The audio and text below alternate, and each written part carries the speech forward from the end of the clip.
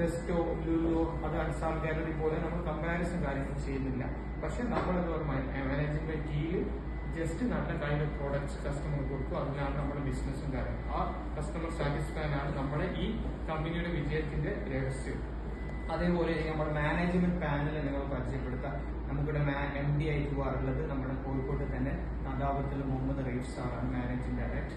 നമ്മുടെ operation manager George sir, then അതേപോലെ management board members then Shafeeq സാറുണ്ട്, ആദിൽ സാറുണ്ട്. ഇതാണ് നമ്മുടെ മാനേജ്മെന്റ് പ്രൊഫൈലും കാര്യങ്ങളും. ഇതാണ് നമ്മുടെ മാനേജ്മെന്റ് ത്രൂ ആയിട്ട് നിങ്ങൾക്ക് പരിചയപ്പെടാം. അവരാണ് നമ്മുടെ പ്രൊഫൈലും കാര്യങ്ങളായിട്ട് വരുന്നത്.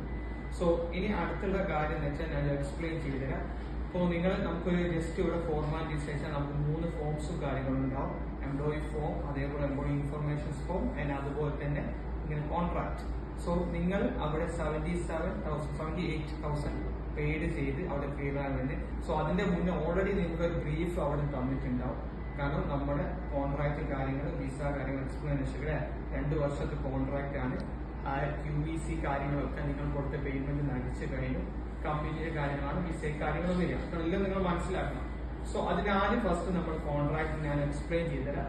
ഒന്ന് നമ്മൾ ഇവിടെ വന്ന് ലാൻഡ് ചെയ്തു. ഇപ്പൊ നിങ്ങൾ 21-ാം തീയതി ലാൻഡ് ചെയ്തില്ല. സോ ഒരു മാസം അടുത്ത 20-ാം തീയതി വരെയാണ് നിങ്ങളെ വിസ നമ്മൾ സ്റ്റാമ്പ് ചെയ്യുന്ന ഒഫീഷ്യൽ ഡേറ്റ്. നമ്മൾ വേറെ കമ്പനി പോലെ 2 ദിവസമായിട്ടല്ല, 21 ദിവസം കഴിഞ്ഞിട്ട് ചെയ്യും. സോ നമ്മൾ ഈ 1 മന്ത് എന്ന് പറയുന്നത് നിങ്ങളുടെ പ്രൊഫൈൽ കാര്യങ്ങൾ നമ്മൾ കൃത്യമായിട്ട് വാച്ച് ഔട്ട് ചെയ്യും.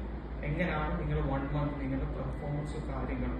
ആ 1 മന്ത് കഴിഞ്ഞതിന് ശേഷമായിരിക്കും നിങ്ങൾക്കുള്ള ബാക്കിയുള്ള കാര്യങ്ങൾ പ്രൊസീജിയർ. സോ ഒഫീഷ്യലി നിങ്ങൾ ലാൻഡ് ചെയ്ത് 21st, അത് കഴിഞ്ഞ് 1 മന്തിലായിട്ട് വിസ പ്രോസസ് കാര്യങ്ങൾ വരിക. സെക്കൻഡ് നമ്മൾ പറയുന്നത് കമ്പനിയുടെ നമുക്ക് ട്രാൻസ്ഫർ. സോ ഞാൻ ഓൾറെഡി എക്സ്പ്ലെയിൻ ചെയ്ത പോലെ നിങ്ങൾക്ക് 3 ബ്രാഞ്ചസ് ആണ് അവൈലബിൾ ഖത്തറിൽ. സോ ഈ ബ്രാഞ്ചിന് മുമ്പായിട്ട് നിങ്ങൾക്ക് ഒരു ബ്രാഞ്ചിൽ നിന്ന് മറ്റൊരു ബ്രാഞ്ചിലേക്ക് ജോലിയുടെ ഭാഗമായിട്ട് മാറേണ്ടി വരും.